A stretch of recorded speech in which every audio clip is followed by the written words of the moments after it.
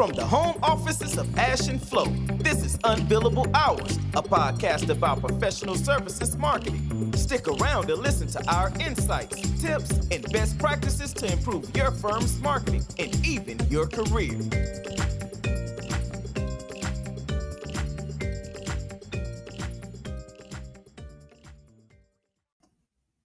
So, welcome everybody to this most recent episode of the Unbillable Hours podcast, which is actually, or which will be a rebroadcast of one of our previous episodes from the first season, where Ash and I discussed stakeholder management. We wanted to bring this back because A, it's been on top of our minds for a variety of reasons very recently, and B, we're taking a super short break, essentially just for this Friday. So we haven't recorded anything new, but we hope you'll find some value in this. And I'd say, let's get into it, shall we? So, Ash, we said we would like to spend some time talking about stakeholder management, which you have told me, and I agree, based on experience, is not something marketers and consulting firms tend to do super well. Big picture from what we've seen.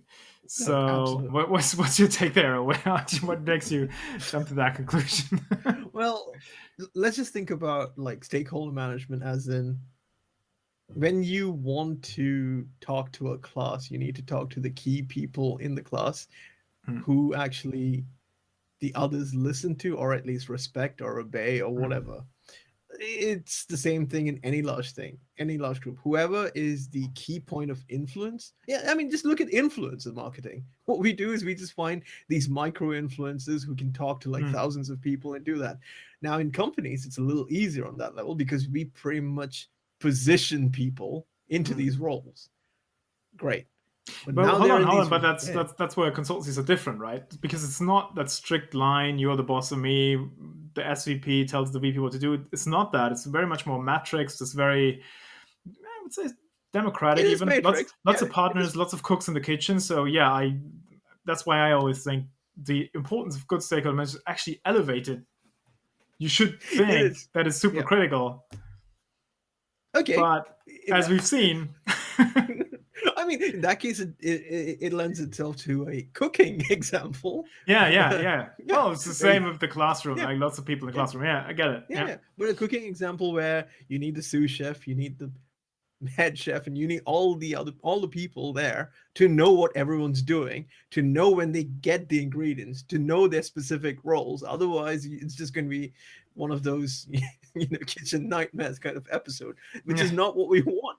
What you want with good stakeholder management is, first of all, understand what you are trying to do. What's your strategy? What are you trying to achieve and everything? And it shouldn't be some hugely complex thing. It should just be something that you can define in a sentence or in a single question. Yeah. Once you've got that, then you can identify who are the people you need to convey all these messages and stuff. Publish this year's big piece of thought leadership for X industry, right? That's that sort of thing. So it could be a project like that, fairly simple, or seemingly simple, as we know. Stuff can get complicated. It's simple to talk about. Yeah, it's easy to talk about. Yeah. But yes, once we get all these key stakeholders understood, that's where we start. That's the point where you're like, oh, all right, we now know who these people are. We now know what they need to know, when they need to know, how they get. Yeah, we have plenty of project managers in consulting organizations. We have plenty of PMOs. They're needed, but without good stakeholder management, just like you were saying earlier. Yeah. I mean, I let you say that. Yeah, so but I mean, so what you're saying is, okay, create clarity around what the objective is. Always a good idea, right? And then, but from that, sort of determine, given that that's what we're trying to do, right? Who needs to know about it, and who might be able to, I don't know, influence it positively, negatively. Sort of just map. I mean, I guess people can find lots of stuff online around how do I do stakeholder mapping, or how do I group people by, I don't know, interest, influence, whatever. There's various methods, but the idea is get that map down. Yeah. So that is something you can hand off to a PMO, maybe together with a plan for how to engage those people over the over the length of time, over the course of time, right? Before we started, you said something about that is actually, so being able to do that, you said was actually a critical communication skill, right? In marketing. Yes. Can you riff on that? Because I thought it was All quite right. good. Okay. So stakeholder mapping is always a communication skill because you need to know whom to talk to, what to talk to, why, Yeah. and when. Essentially, I know I went to 4 points, but there are the 3 C's of comms. And stakeholder planning is really essential to get these 3 C's right. Yeah. And as a marketer, you don't sit in a function being like, here's marketing, here's communications. Almost everywhere it's marketing and communications. If you don't understand your sibling, your twin, you're not really going to do your job that well. You really need to understand why you need to communicate, what you need to communicate, and who you need to communicate. And it needs to be effective. And this happens when you have good stakeholder management. A really easy way to understand an organization that doesn't have good stakeholder management, their internal comms is a mess. Oh, right. Okay. Well, I mean, if you're I'll admit that. I mean, I've been bad at this a couple of times. Because I mean, you learn over time, but I've certainly messed up that bit, the stakeholder management part over time. So I would say that also I think you were on the macro level with internal comms. I think if I speak to the project level, like how could you tell my stakeholder management was off? Probably key influence is not involved or sort of only sporadically involved, which gets you naughty surprises. Right? We create the piece of thought leadership in that industry, and then I involve a bunch of SMEs, but I don't involve that partner over there who might have an opinion as well and want to speak to it. So I loosely know that, but I don't include him. And then, of course, right, at the end of the project, he'll come back around and yell around why he wasn't involved. So this type of stuff. I've also erred on the side of over-communicating, sort of spamming people who were just loosely interested, sending them sort of weekly status updates until someone eventually wrote back, said, please send me off that email chain. I really don't know what. I think the wording was, I don't see how I'm adding value here. And I was like, oh, shit. Like, so, and not having that clarity leads to all kinds of downstream errors. No. But speaking of my own mistakes, I think one of the things, and that's why I like when you mentioned it as a skill, thinking of it as something you have to have and you have to sort of employ and deploy. That's also something I didn't do earlier in my career. Like I was not carving out time in a project to do that stuff. And depending on project complexity, might be that you have to give a Friday away. Like in your 5-day week, reserve the Friday to do the politics game and involve the influences and make sure, the trains run on time, that sort of stuff. I don't know how you see that. Here's some insight. Like since you're talking about past lives, right? When I first did stakeholder management and things like that, we just did it like we had to do it. But I joined somewhere, not naming names, where initially, before you start out on any strategy, before you start to roll things out, as you start working on the project, you start with your stakeholder management in a meeting. So imagine you've got like a big initiative. It's multi-stage, multi-led, and all of that. The first thing you do is you ask the key question of what you're trying to initiate, and then you map all the stakeholders in a 30 to 45-minute session. And this was done before everything. Of course, later steps in that would involve other, you might need to do other bits of stakeholder planning for like, say doing the comms or marketing or doing like the financial planning or various other things. But this first thing, that was key. And that was always run as a 30 to 45-minute meeting with the key person who was running the project. And that's not the project manager, that's the owner. And that's something that needs. That's the project owner, because I was going to ask, because what interests me here is, now if you speak about marketing folks in consulting firms, do you have a tip, like how should they do this? Do I take the responsibility and ownership for my stakeholder map, list, whatever? Like, do I say, well, let marketing handle this, we figured out, here's the list, I sign it off, and then I run into trouble later on because I again forgot about this MD over there? Or do you say, like, your, for lack of a better word, your internal client, like whoever you do this project for, like the practice or whatever, do they have to give this to you? And then I guess the option in the middle would be you draw it up jointly and then everybody signs and says, we think this is cool. So, because you know how it is. At the end, there is a certain element of blame game. So, and also responsibility for the thing should be clear. So how do you typically handle this? Do you have a best practice to share? So Like, who I has the list? do, but I definitely have a question to ask you before that. Yeah. Like, you worked in communications, right? Yeah. And when you worked in communications, what did they see you as, or what were you expected to be seen as? Do you mean from the business side? Well, yeah, business side, or when you get hired or anything like that. What is essentially, you'd know this because it's something we don't think about once you get into marketing. Because as soon as you get into marketing, you're basically treated as this one-man machine, Yeah. one-woman machine to do everything. Well, in the communications role, I think the job was very much sort of messaging related and how to communicate the thing we want to do to whatever the audience is. I don't know if that's what your question asks for. My question was well more like, I think you're touching on it, but the thing is, they hire you to basically be the advisor to someone in the business. That is true. Yeah, it was our job to sort of help them, as the cliche goes, tell the truth in a way that gets through exactly. the clutter, right? Yeah. We, as comms professionals, we were never the people who owned anything, but we were the ministers to these kings and queens.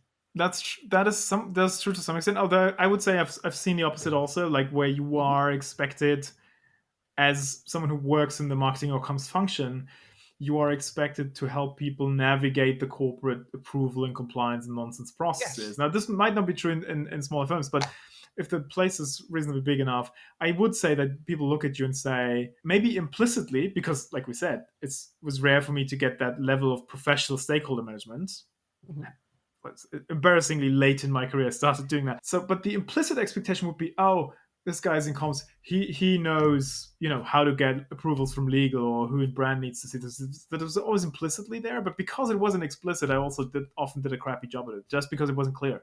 Because I often sat on the other side and was like, oh my goodness, these senior managing directors are handing this to me. They must know how this is, and they didn't, right? Because they didn't. Yeah, but that's the thing. Like, the expectation is that, well, the expectation in some organizations I worked was that they'll put a comms person besides every leader. The comms person is also skilled at marketing. Mm. And this comms person is their guide through the organization, like you were saying, their advisor who helps get their messaging across and everything. So this comms person was their key thing. Now, in large organizations, nameless ones, marketing and comms are like combined. And marketing people often do. The case, marketing people often do communications, but they don't seem to remember these things that they've done from their time, however brief it might be. Well, they just exceptions, but yeah. I don't know if they don't remember. They just don't apply it internally, which is wild, right? If you have a project internally, it's very much like you have a product and want to take it to market. You gotta communicate around it properly, for it to be successful or widely successful. If you don't do it, maybe even fail or run into 1,000 obstacles, which then give you headaches. But I wanted to hear your best practice in terms of, like, you spoke about, like, stay a little bit in your story. You did the meeting, like, what was the outcome? Did everybody sign that thing and say this is now fine? So the 45 once you have these 30-minute 45-minute meetings, whatever length, you basically identify all the key stakeholders. You get to know what level of responsibility they have for the project. And sometimes someone in that meeting, you'll find that they're not really that important, but they still need to know. So you do the whole thing. Like, everyone in marketing knows to do races and stuff. And similarly, you basically just plan around all of this, and then you identify who really needs to be here and who doesn't, and get everyone going from there. So people do sign for the original charter. People do sign off. All the other things that come after in between, well, people who, if it's like a marketing-led event or a comms-led thing, or like I said, financial planning, those key people will sign off on it and they will own it and take it. But the owner of this activity should be the person who works with the project manager to deliver it. So and then in most scenarios I've seen, firms all sizes, what you said, project owner, that is sort of the sponsor. That will be the guy or gal in the practice who asks for the marketing project, and the marketing team delivers it. So in my fictional example from beginning, like the practice leader who wants to push out that piece of thought leadership also owns the stakeholder. Yeah, they own the Mapping stakeholder. it. They can delegate it to the marketing person to do Yeah, all the communications activities. and so forth. But they say this is the list. Mhm. The people who are on here, they need to be involved. People who are not on here, sorry, I'll take it up with them if there's complaints. Yeah, and especially marketing and consulting firms, the owner, is often the person who knows enough about that project. There's a reason why they came, for them to create that. The person in marketing is less likely to really know why this exists. They just kind of go through what needs to be done to get this successful, to get it to the market, to communicate it. But the owner needs to take ownership. And if not, we will have a situation in a matrixed organization where We've all been in those situations. where people don't know what they don't know, and they don't speak to people who should be in the know. And ultimately, I mean, we can get into like what is needed in a large organization, but on a basic project level, this still needs to be done. Just like because you still get nonsense. You get like people finally being brought in at late stage. So that's always my major concern. Is like the worst thing that can happen is sort of a partner or MD or something like that comes in at the 11th hour because someone finally thought of involving them, and then of course they have changes to the project, so they have concerns about the go-to-market or whatever it is at the point in time where making changes is the most expensive because like 80% of the stuff is done. And I should tell you offline, I have seen a client do a major trade show once. Where one of the country sponsors flew in the day before, had never seen the booth design, and he hated it. And so he forced them to take down banners and stuff, which they did, and they replaced them. Like it all got done, and he was happy afterwards. But it probably cost like 10 interns complete nerves and $1 bazillion. I don't know, but that stuff happens if you don't have the stakeholder management part down, and I think it happens every day in these firms. Like I see a lot of it. Really. No, completely correct. And here's the interesting thing. Consulting firms by default understand this on some level, which is the reason why they assign a marketing lead to a business lead. Yeah, which is per se a good thing. I agree. It's like an account management structure, sort of. But once they've done that, that's it. It's like, hey, we've done the bare minimum, and now, hey, let's see how it plays out. Yeah, the org chart looks good. Let's see if it works. And then there's no conversation between the various marketing leads, or there is some of it, but it's not structured in a way which you said, because that is really shouldn't be the case. But the number of projects where stuff was handled the way you described in your story, like the first thing that's done is the stakeholder management. I'm gonna say 20% of those I've seen across like everything I've ever done, which you said. Yeah, no, I'm not surprised. I've not seen much of that in lots of companies, and not just consulting firms. But the companies that tend to do this well tend to market directly to consumers. Interesting. Yeah. That's what I've noticed. The companies that don't market to consumers don't seem to realize that the people who work in these companies are also a bit human, and they're also a bit chaotic. Maybe that's part of it, because they're so used to selling to businesses, they forget the human element. It could be a thing. I don't know. Interesting. That's interesting. I would have a hypothesis about just general marketing maturity and process and skill sets, maybe even between B2C and B2B, but that's probably unfair to B2B marketers. I don't know. But anyways, maybe we can get into some. You mentioned the stakeholder mapping exercise. I was wondering if you have if we could share some tips or stuff as you go about then continuing to work with those stakeholders. Like we said, we could see this on the project level and maybe on a multi sort of on a program or higher complexity level. But I think the recipes for doing it well once you figure out whom to talk to is roughly similar. Would you agree? It is, but you basically kind of opened a minefield there by literally differentiating between program and project.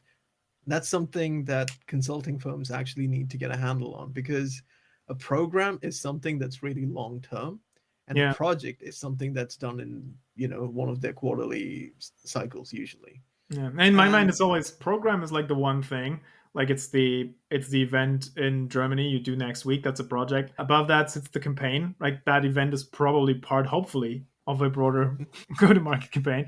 And then program is what I have been taught to call like a bundle of campaigns. Like you do 10 campaigns, they form a program, and it probably runs for even longer than just a year. Might be that's a 3-year thing, but those sometimes still exist. Even though everybody seems to be doing 1-year strategies nowadays, which No, that exactly is the point. Like when you're having a program, like you assign growth agendas and priorities and areas, those should be like whenever you sit and say, this is our aim for like fiscal 25. Yeah. Now that should be within a program, and you should have multiple projects under it.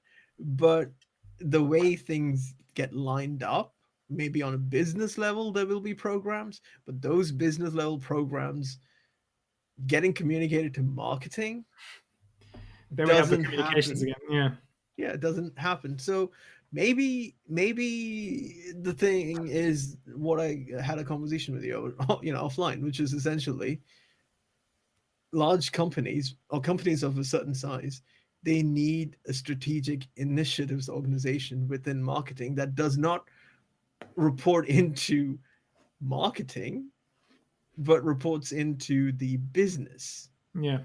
And as in the heads of the business, because what strategic initiatives does is they are the orchestrator. They speak to all the various groups and they understand this is what we need to talk about. This is what we need to do.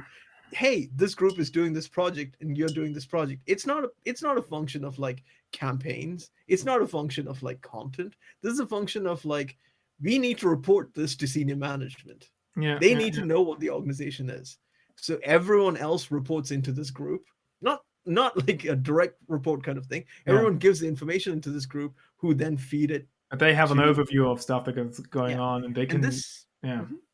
And this is a key marketing and comms function that needs to exist in large organizations, because while they may exist in some shape or form, it's more done on a need basis rather than a fixed full-time employee doing this consistently. And people who do things on the side as side projects don't give it the dedication, and you lose things in the midst. Yeah, that's true. That's an issue.